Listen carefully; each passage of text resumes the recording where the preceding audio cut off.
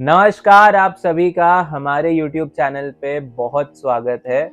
आपने हमारे last video को इतना प्यार दिया, हमारे शॉर्ट फिल्म महाशक्ति को इतना प्यार दिया, उसके लिए बहुत-बहुत धन्यवाद। और हमारी शॉर्ट सीरीज़ मतलब कालिका को भी इतना प्यार दिया, उसके लिए भी बहुत धन्यवाद। आज मैं जिस चीज़ को लेके आया हूँ, वो है भक्ति, जैसा आपने थंबनेल में देख ही लिया होगा।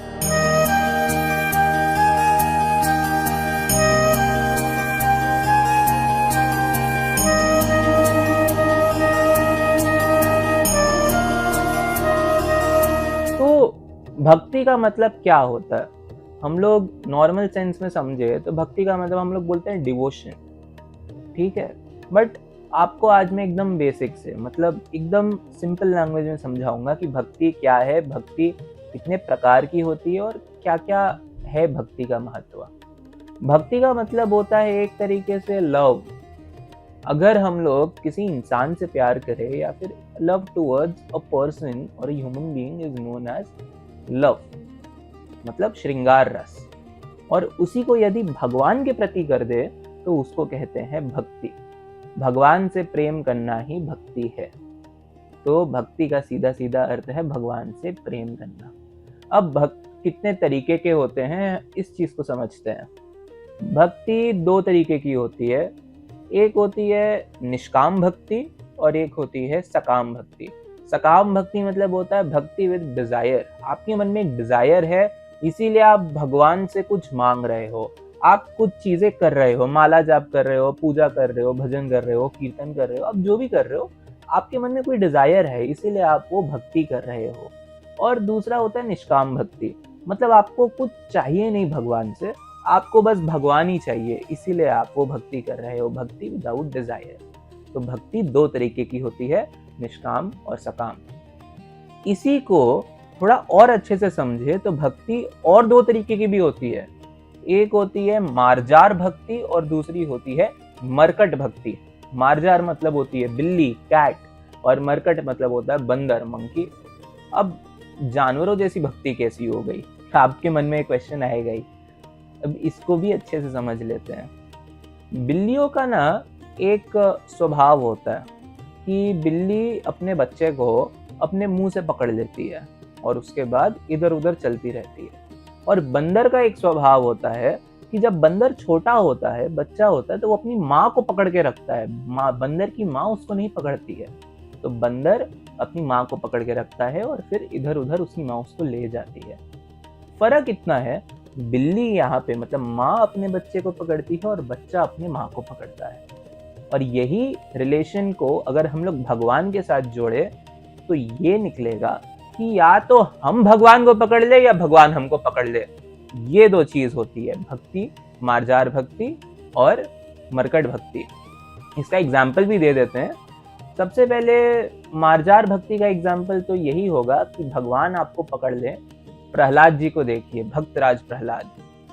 प्रहलाद जी ने अपने गुरु मंत्र, द्वादशाक्षर मंत्र जो उन्हें मिला था श्री हरि नारायण का, उसको इतने अच्छे से पकड़ के रखा कि प्रहलाद जी के ऊपर उनके पिता हिरण्यकश्यप ने इतने अत्याचार किए, पहाड़ से फेंक दिया, आग में जला दिया, सांप के बीच में डाल दिया, हाथी के नीचे कुचलवाने का भी कोशिश किया, पर उन्होंने श्री हरि नारायण को नहीं छोड़ा, नहीं भूले, और वो उन्हीं की भक्ति में लगे रहे। मतलब even in the extreme situations, जब कुछ उनके बस में नहीं था, तब भी वो भगवान को ऐसे पकड़ के रखे कि भगवान को वो छोड़े ही नहीं, और श्री हरि नारायण ने हर बार उसकी रक्षा की। यही समझने वाली बात है। तो यहाँ पर प्रहलाद जी ने भगवान को पकड़ के रखा और भगवान ने प्रहलाद जी को पकड़ लिया। तो ये एक तरीके की मरकट किस्म की भक्ति हो गई कि भगवान को पकड़ के रखा। और दूसरा मार्जार भक्ति, भगवान ने भक्त को पकड़ा, कैसे पकड़ा उसके लिए हमें समझना पड़ेगा तुलसीदास जी को।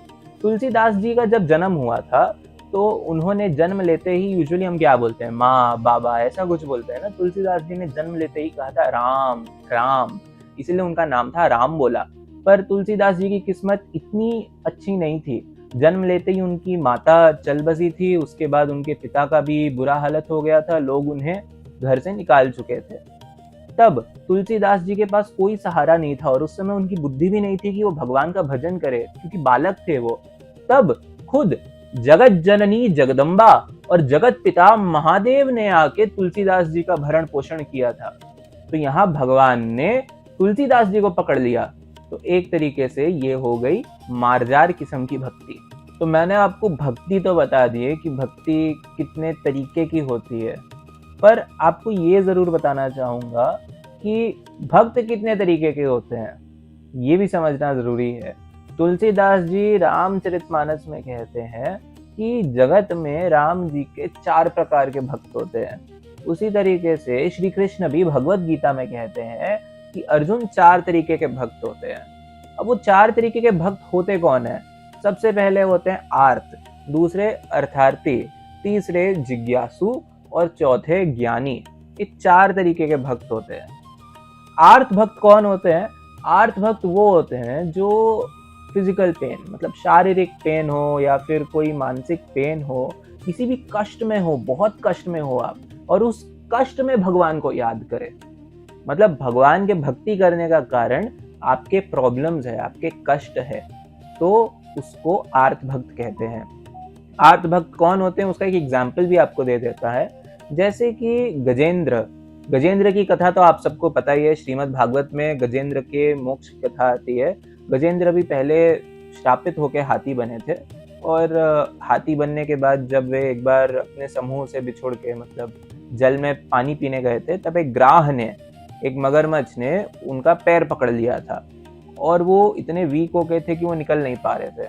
तब उनके जितने भी सगे संबंधी जो बाकी के हाथी लोग थे वो उनके हेल्प नहीं कर पाए।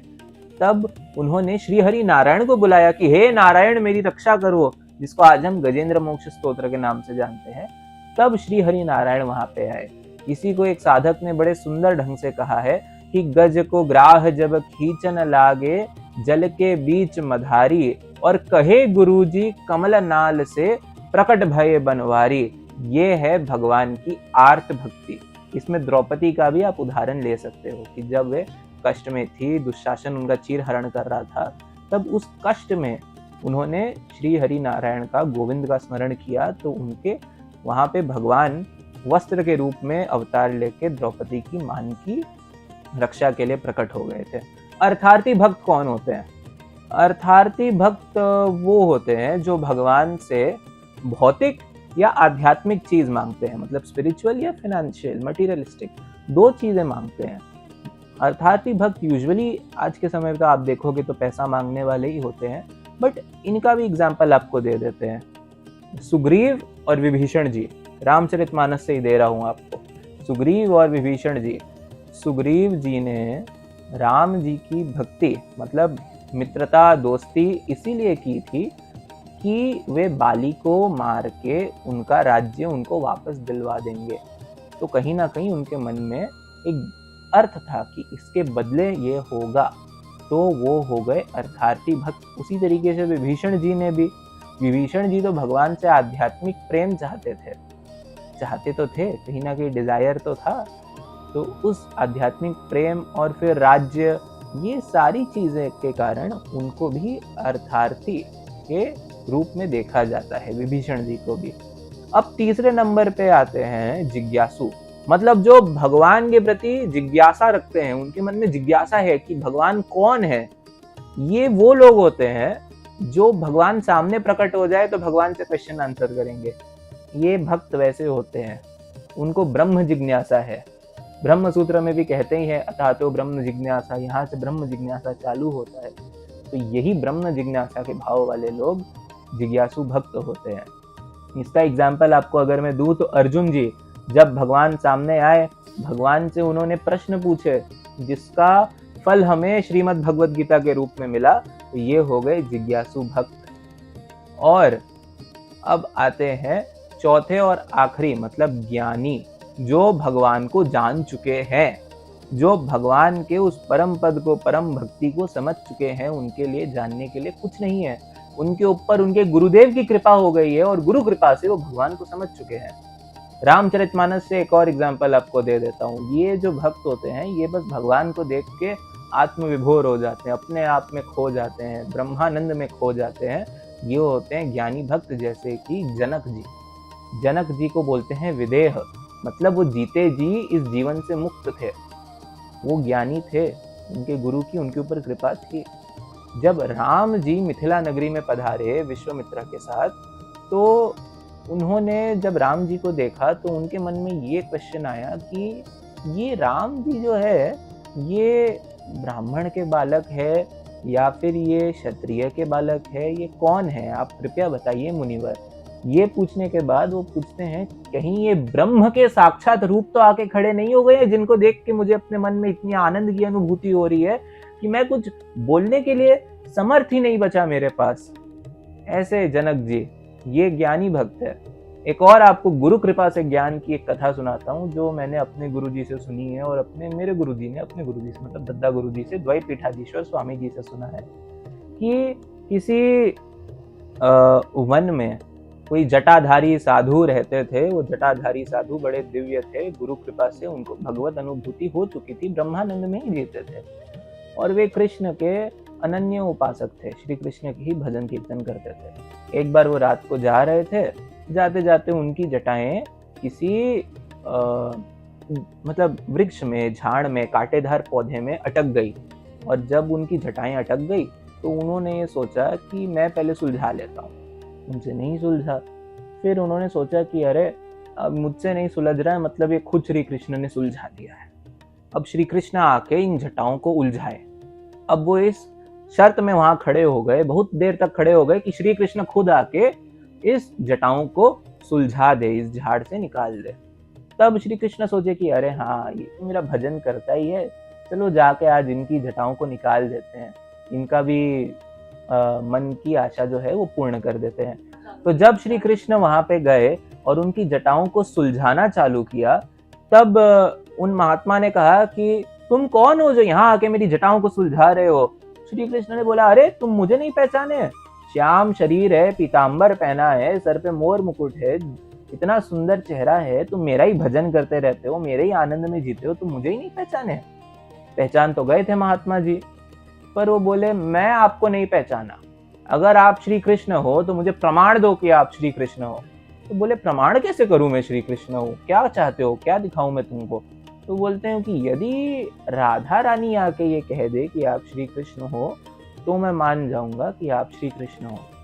तब महात्मा की बात सुन के बोले ठीक है, चलिए मैं अपनी राधा रानी को बुलाता हूँ, वो आके बोल देंगी। राधा रानी आई, उन्होंने प्रमाणित किया, दोनों का दर्शन किया महात्मा जी ने। तब उन्होंने कहा मैं तो आपको पहले ही पहचान गया था, पर मुझे तो आप युगल सरकार का दर्शन करना था। तो यहाँ पे ये समझने वाली बात है कि गुरु कृपा से उनके मन में ऐसी आनंद की अनुभूति थी या ऐसा ज्ञान था कि उन्होंने भगवान के साथ चतुराई करके भगवान को पहले पहचान लिया और उसके बाद उन्होंने सोचा कि अकेले श्री कृष्ण का दर्शन करके क्या लाभ, श्री राधिका रानी के दर्शन करके ही मैं अपने इस चीज को पूर्ण करना चाहूंगा। अब आता है, आपको मैंने 4 तरीके के भक्तों के बारे में बताया।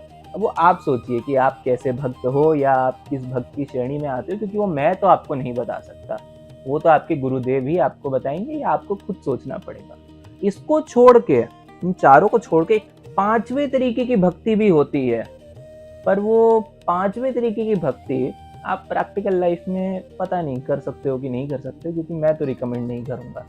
इसको बोलते हैं विपरीत भक्ति या वैर भाव वाली भक्ति।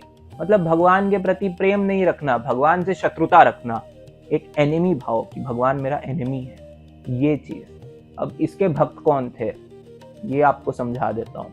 इसके भक्त थे कंस महाराज। अब आप देखिए, कंस जो थे कृष्ण के मामा थे, एक शत्रु थे, वो कृष्ण को मारना चाहते थे।